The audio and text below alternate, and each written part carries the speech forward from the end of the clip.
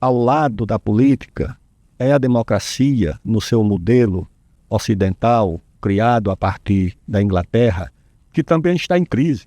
Porque a democracia é fruto do sistema econômico liberal. O liberalismo econômico criou o liberalismo político para que desse estabilidade e sentido de continuidade e de permanência ao liberalismo econômico. Quando esse liberalismo econômico passou a concentrar renda, a favorecer o rentismo, que é uma coisa absurda, a resposta da população foi buscar alternativa, o que eles chamam de populismo de direita ou de esquerda, pela ausência de respostas nesse modelo clássico, entendeu? Então, nós devemos nos preparar para a questão da segurança pública. Aqui em São Paulo eu vi as estatísticas. O lugar onde mais se rouba celular é aqui na Avenida Paulista. Se rouba na cidade inteira. Em janeiro e fevereiro foram 29 mil boletins de ocorrência e olhe que a maioria não faz boletim de ocorrência.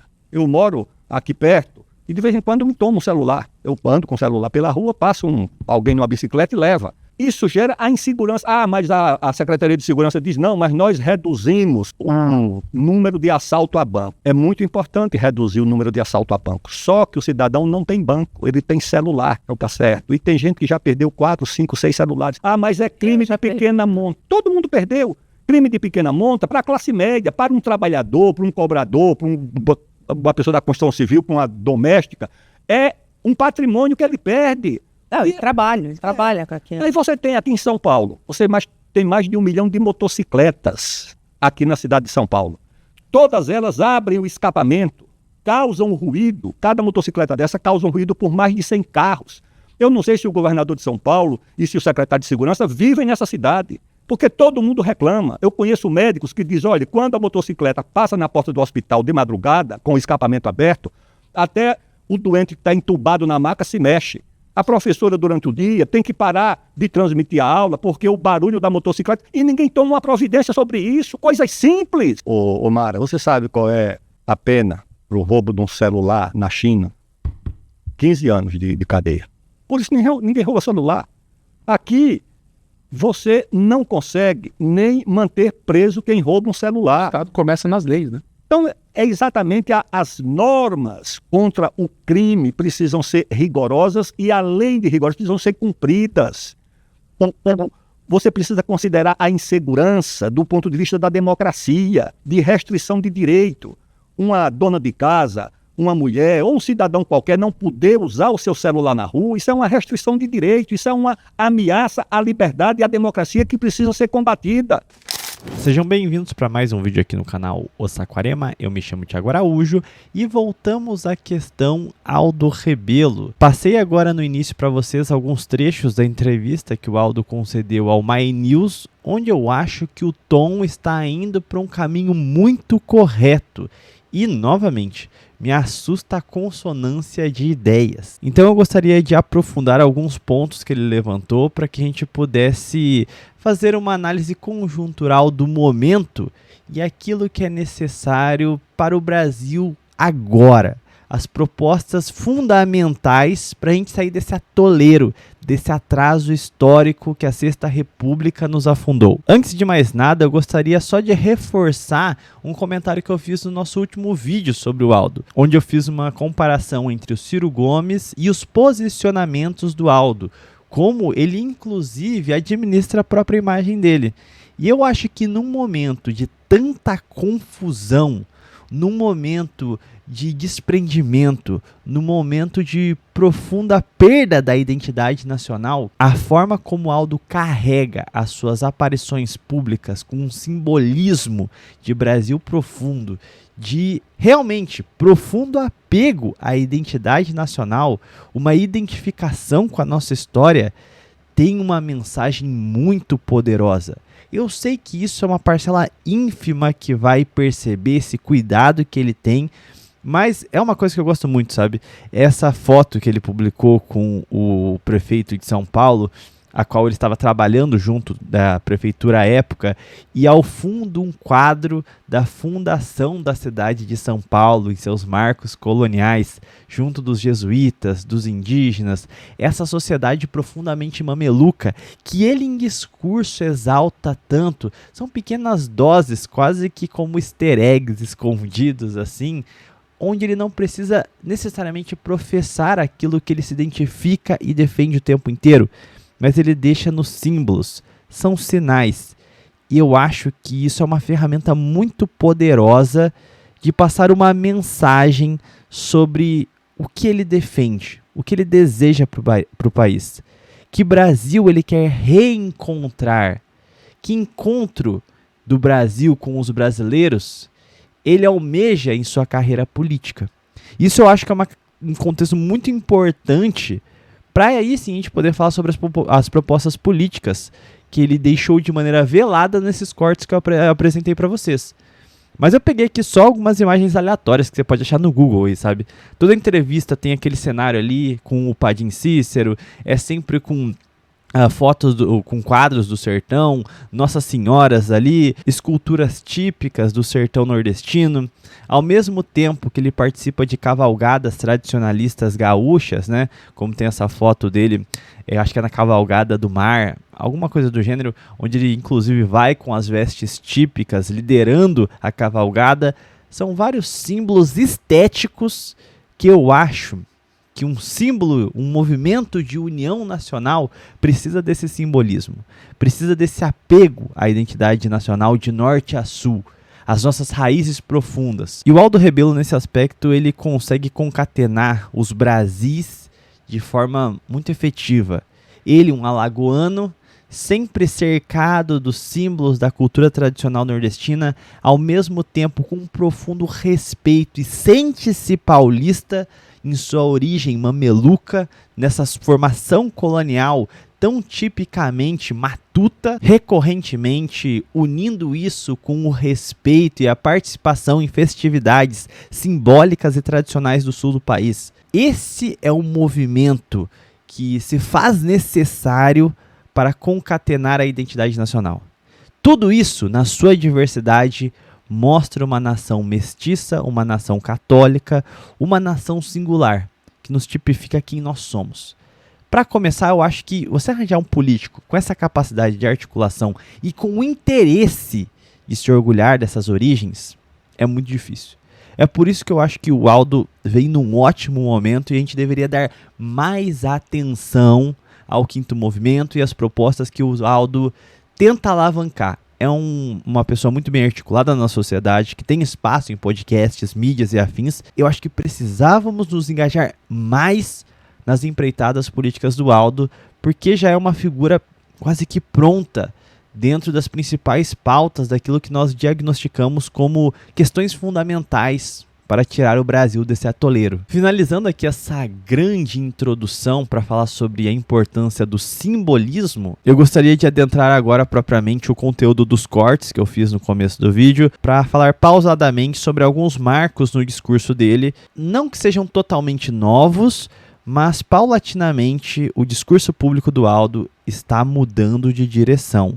Não entrando em contradição com o que ele dizia antes, mas refinando, pegando pautas do momento que são muito caras e eu acho que tem um potencial de diálogo direto com o cidadão médio muito forte. É justamente essa aliança necessária do simbólico com o discurso assertivo que eu acho que engorda o caldo do nacionalismo brasileiro, sabe? Então vamos começar com o primeiro ponto, onde ele diz que o declínio da democracia liberal é um sintoma, é uma decorrência do eclipsar, da crise geral, da desestruturação do liberalismo econômico.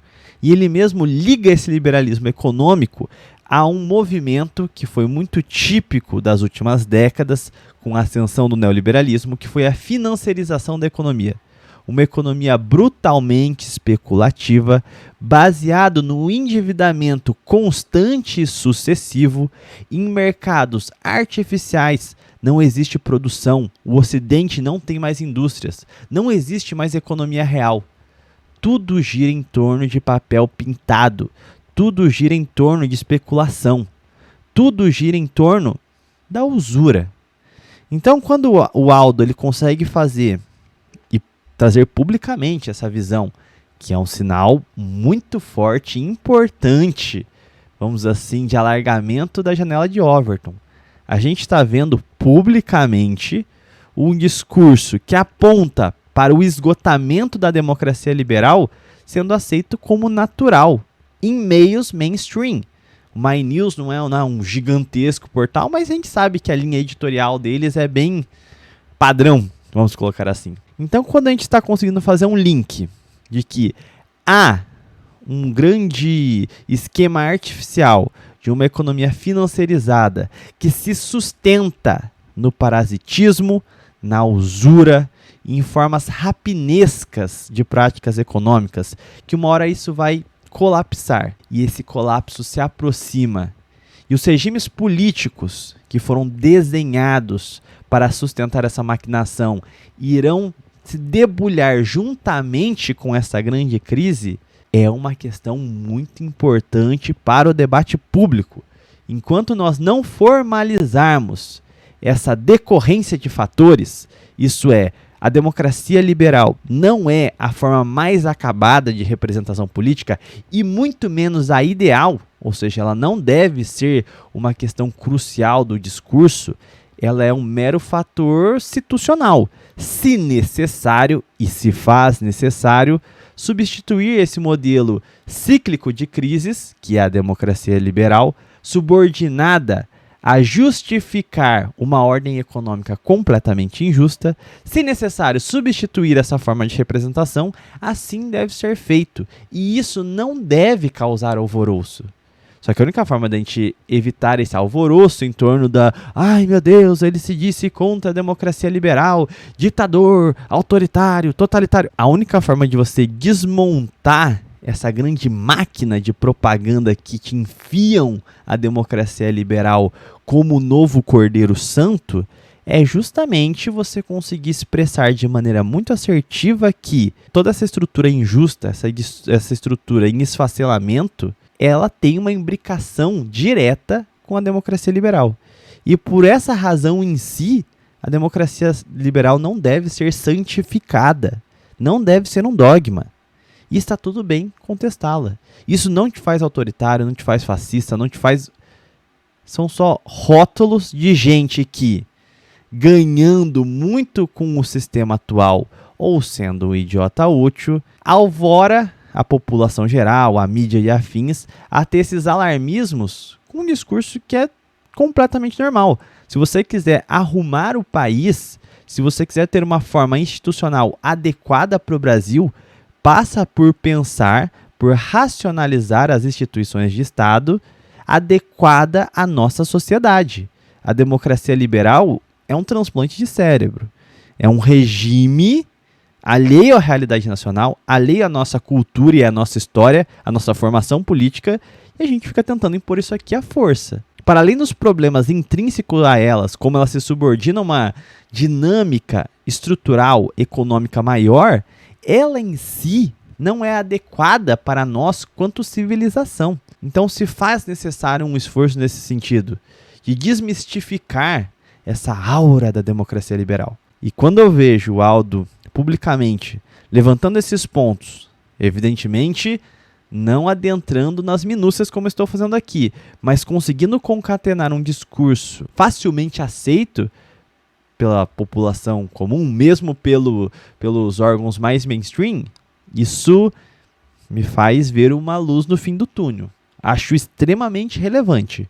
E aqui vem um ponto que eu havia assim, esboçado de uma recomendação no último vídeo e fico muito feliz que provavelmente não teve nada a ver com o meu vídeo, mas enfim, felizmente o Aldo foi por esse caminho, não por minhas recomendações, mas pelo espírito do tempo mesmo, né? Um discurso mais forte relacionado à criminalidade. Então ele é muito enfático em dizer que o crime de pequena monta só é considerado como pequeno, supérfluo, bobo para uma classe média mais abastada. E aqui eu acho que a gente vale fazer aqui uma distinção. Às vezes eu faço muitas referências à classe média. E talvez eu tenha que alterar essa palavra para uma classe do meio. Quando eu me refiro à classe média, eu não estou me referindo à classe que ganha aí entre seus 10 a 30 mil reais, tal como dá a entender no discurso do Aldo. Então, muitas vezes a gente usa a mesma palavra para grupos diferentes. Quando eu falo de classe média, eu estou falando de uma classe que está no meio da pirâmide mesmo, que tanto banca o rentismo de quem está no topo, quanto os benefícios desregrados de quem está na base, gerando um parasitismo duplo sobre essa classe. E qual que é essa classe do meio, que eu erroneamente vim chamando de classe média, num sentido de tentar concatenar um discurso mais facilmente assimilável? É que essa classe que vive de 1 a 4, 5 salários mínimos no máximo. Que é essa classe que o Aldo se refere, que quando tem um celular tomado, não se trata de uma perspectiva de um crime de pequena monta. São meses de trabalho suado para vir o ogroidezinho na sua bicicleta e levar embora. É impossível que você não vá criar nessa parcela da sociedade um ódio, uma depressão, um desânimo, abafar completamente o espírito dessa parcela que é quem sustenta a sociedade brasileira.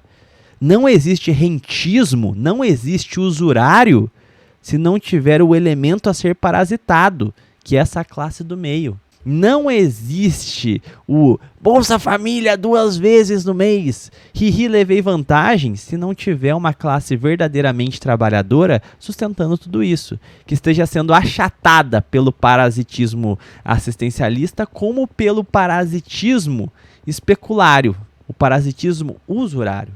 É essa parcela da sociedade que será o elemento fundamental para um processo de renovação nacional. A revitalização da ordem, do reencontro com a nacionalidade, só se dará na articulação dessas parcelas médias da sociedade, que são o meio da pirâmide, que em termos econômicos é a base, né? Porque aqui é sistematicamente parasitada. Quando você faz um discurso forte contra a criminalidade, você está acenando para quem? Para essa parcela da população, que realmente ela está num nível de angústia, de desespero, que ela não vai querer ouvir você falando sobre, veja bem, o programa assistencial, educacional e não sei o que, isso aqui que a gente pode fazer. Ela quer uma solução rápida, pelo menos para estancar a sangria. Antes da gente pensar em qualquer programa social complexo que realmente dê cabo ao problema da violência urbana, que é uma mazela das desigualdades sociais crônicas do Brasil, o primeiro ponto de tudo é estancar a sangria. É uma política de segurança pública firme e assim, que torne o monopólio da força do Estado incontrastável. E há mesmo um segundo aceno nessa parte do discurso do Aldo, onde ele faz a defesa de uma dura penalidade com medida saneadora mesmo.